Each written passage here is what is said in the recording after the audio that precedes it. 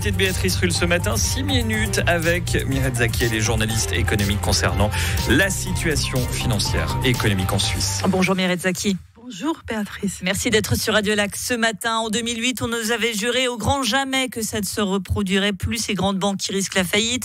On avait une loi too big to fail pour éviter tout cela. On nous a donc pris, 1, pour des imbéciles, 2, nos politiciens sont des incompétents. Malheureusement, il y a un peu des deux.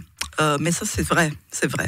D'abord, il y a eu une réglementation qui était de mettre beaucoup plus de fonds propres, c'est-à-dire que chaque banque, elle a beaucoup plus de capital pour couvrir ses risques. Et ça a été fait, il faut le dire. Ça a été fait, sauf que ça servait un petit peu à rien dans certaines situations, qui étaient l'exposition au marché, au système financier global, où il y a des poches de spéculation gigantesques qui continuent d'être là et qui ne sont pas du tout réglementées, et qu'on a laissé hors des réglementations. Mais à quoi sert la FINMA alors, j'ai envie de vous dire ?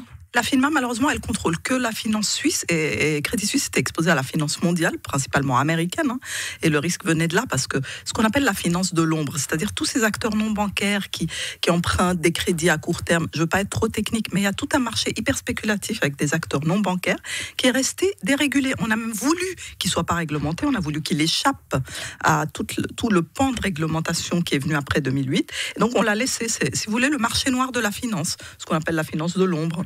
Ce qu'en anglais on appelle le shadow banking system, pour ceux qui suivent un peu ce sujet.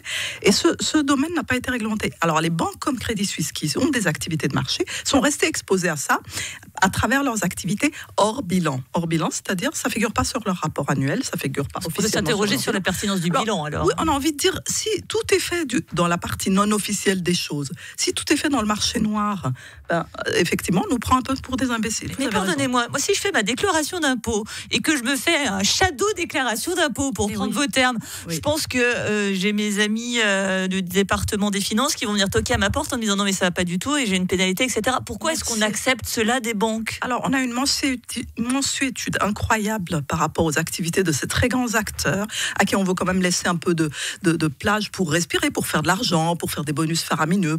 C'est surtout, si vous voulez, allons au fond des choses, disons les choses comme elles sont. La place financière américaine, elle veut pas couler, elle veut garder une attractivité. Donc, elle a voulu garder ce edge sur les autres, cette avance, en ne réglementant pas trop, ce qui rendait encore cette place attractive.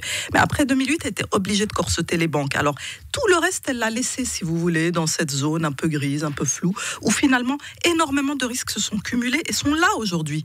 Du coup, dès que les taux d'intérêt ont commencé à monter, eh bien, en fait, dès que les taux d'intérêt ont déstabilisé ce système de dette à court terme, spéculative, financière, qui sont tous les jours empruntés sur les marchés pour spéculer finalement, ce marché ne supporte pas la hausse des taux. Moi, j'ai dit ça il y a à peu près 10 ans, dans un bouquin qui s'appelait « La finance de l'ombre a pris le contrôle ».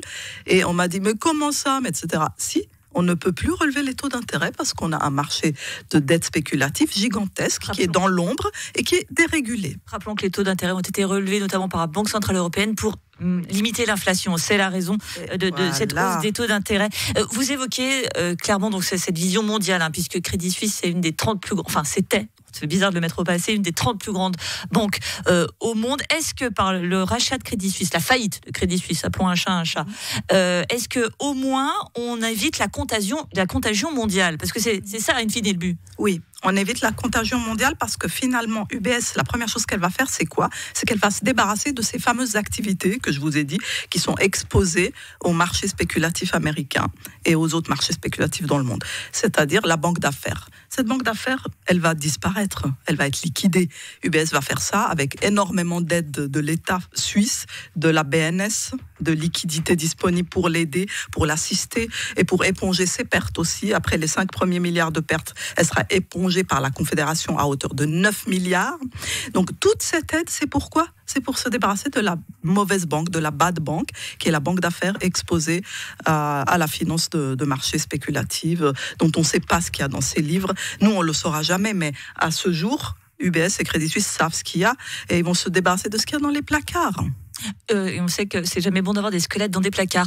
UBS, seule grande banque suisse, c'était la Neue Zürcher Zeitung hier qui parlait de l'ogre UBS. Est-ce que UBS est un ogre? Et comme tout ogre, c'est assez dangereux. Oui, c'est le 3e acteur mondial aujourd'hui en termes de gestion d'actifs et un 3e acteur au niveau planétaire face à des gigabanques américaines et asiatiques et anglaises, etc. C'est quand même énorme et c'est des risques.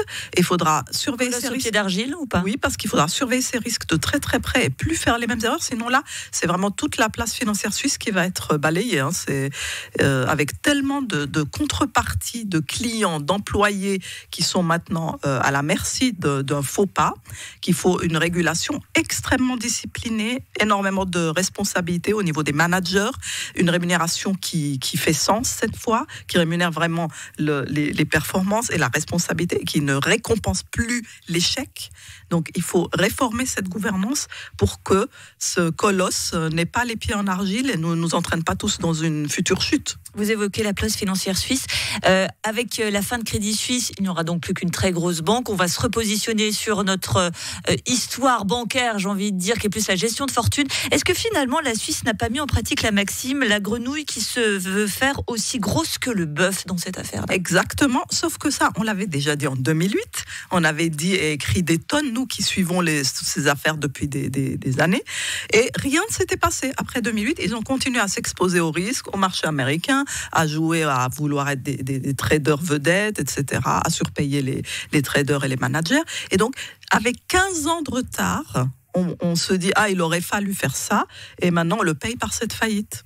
Merci beaucoup Mireille Zaki, journaliste économique. Je pense qu'on va vous demander de postuler pour le département des finances, sinon ça peut se libérer d'ici 3-4 mois si vous voulez. Merci infiniment. Merci d'avoir été sur Radio Lac, Mireille Zaki.